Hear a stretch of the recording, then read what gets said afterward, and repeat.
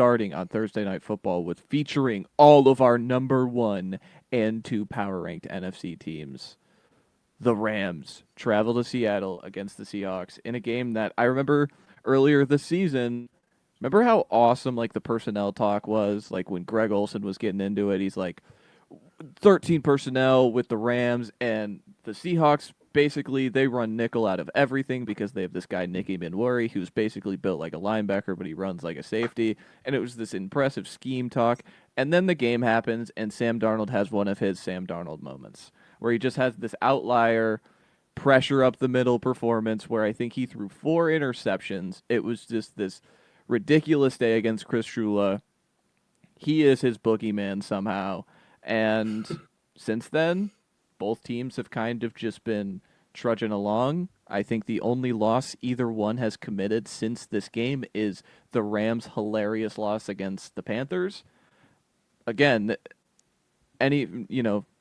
nobody is more hot than these two teams playing right now, and now we get a Thursday night football game featuring them each. Yeah. Yes, absolutely. Yep. Yeah, go for it.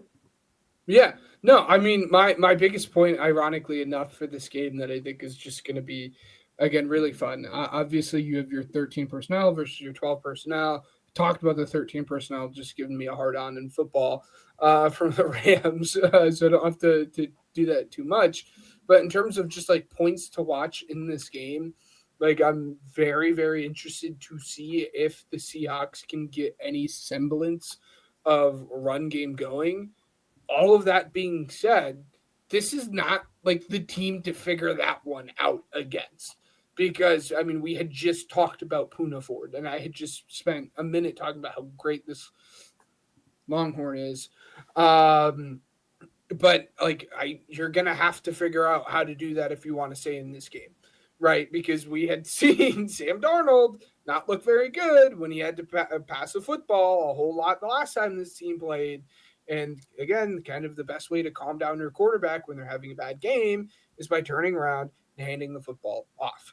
Again, they have struggled mightily with it, especially over the last couple weeks. The Colts being very eye-opening for them, obviously, last week when they had squeaked out that victory.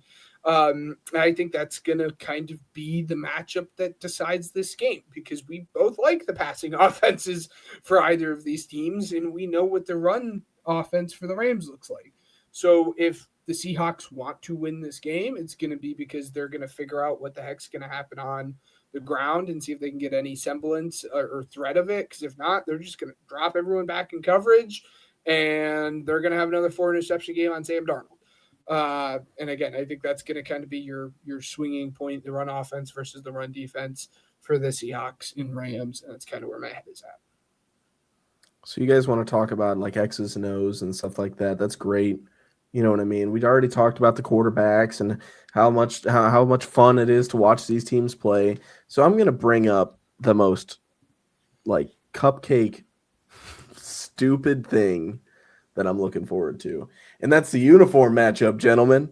I was a sucker for the NFL rivalries and the new helmets that the Seahawks will be rocking on Thursday. So the uniform matchup, for those of you that care, it's the gray NFL rivalry uniforms with the awesome looking helmets for the Seahawks.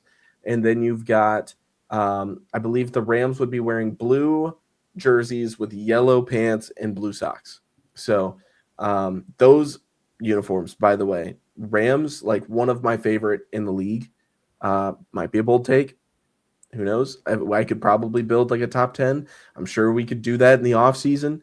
But, just to kind of, casual it out here, round us out here. I'm excited for that. But obviously the playoff implications, the division implications, what exactly all this will have an impact on. And it's a massive one, and this is exactly the kind of game you look for in a primetime situation. Man, I can't wait for this one. Absolutely. Yeah, I mean, I feel like it would be remiss if we didn't talk about the Rams' offense against the Seattle defense because, frankly, they sucked in the first matchup.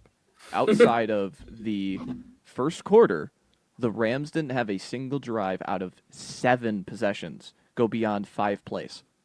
In that span, they had 4 3-and-outs. They had a fumble from Puka Nakua, which that guy fumbled the football. Like, you don't even think about that.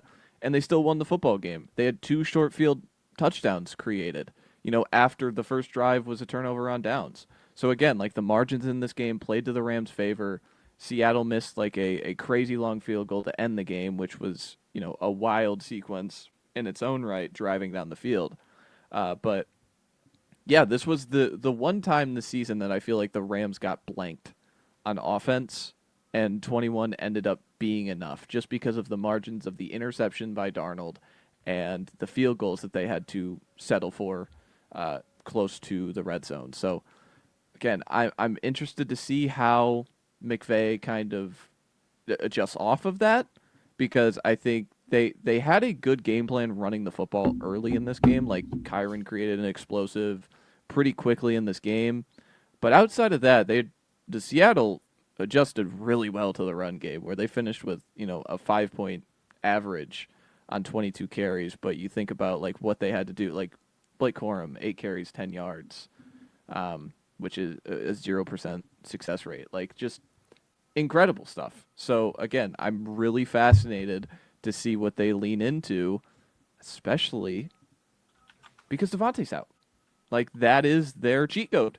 That is the guy that they kind of throw out there that is just always going to be in the right spot. He's going to ball win, and not that Puka Nakua can't, but he's usually the guy that they like to sprinkle out into that 13 personnel close to the goal line because of his, suction cup hands in the end zone. So really interested to see the Rams against the Seattle defense, because in that environment, like, Seattle can compress you and just overwhelm you.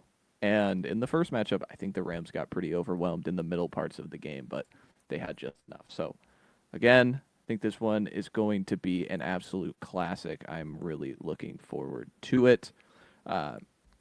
We move on to now Saturday.